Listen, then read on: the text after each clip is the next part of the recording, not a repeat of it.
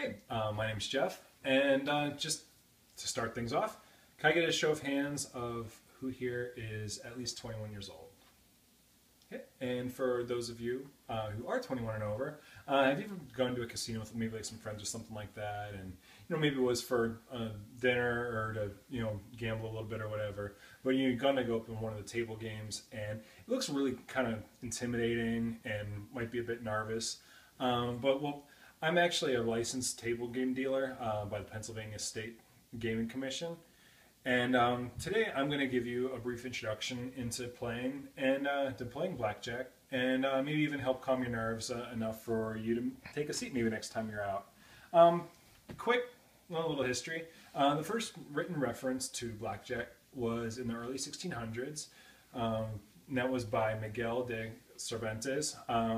Which, if you might have recognized that name, he's the guy who wrote Don Quixote. It was originally played with a modified deck, missing 8s and 9s and whatnot.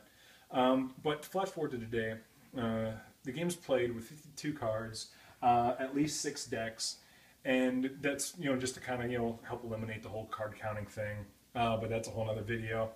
But the principles of blackjack are fairly global and are essentially 4 basic rules. The dealer has to keep going until they hit a hard 17, which we'll cover.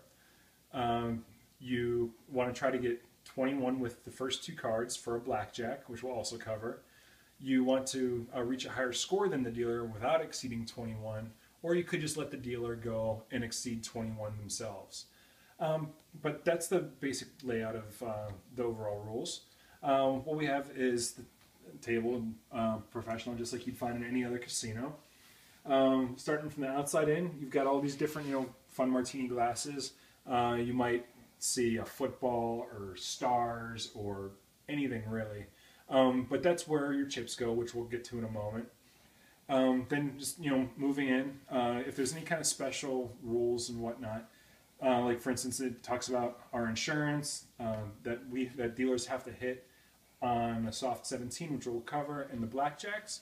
Then we have our card chute that holds our 6 decks, our card discard area, and our checks. We have white, red, black, blue, all different colors, so all different kinds of denominations.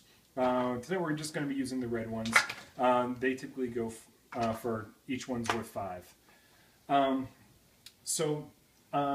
last thing we need to go over is the card values. If it's any kind of number, it simply is what it is. If it's a face card, any face card, it's worth 10.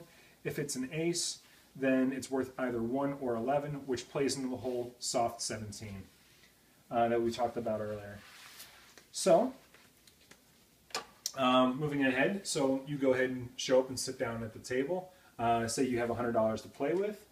The dealer's going to take your money, check it out, make sure it's not fake, pull out some chips. And as you can see, there's 5 chips there, and there's 4 stacks, meaning, there's 25, 50, 75, 100. And that'll go back to you. Your 100 will go into the box, but for display purposes only, it's going into my pocket. And then from there, we're going to go ahead and place our bets.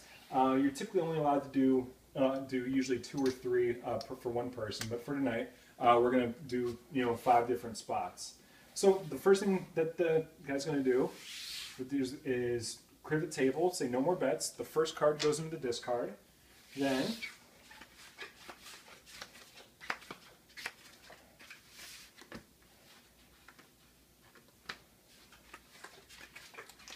all the cards come out from left to right.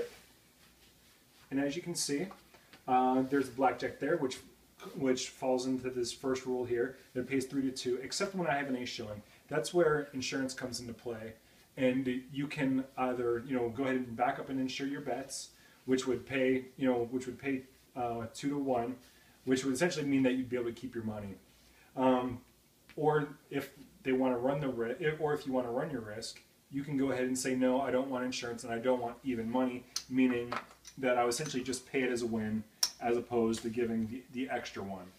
Instead, we're going to go ahead and just run with it. I'm going to check to see if I have blackjack. I don't. That means that you get you're 3-2. Your cards go away, and you get to keep your money.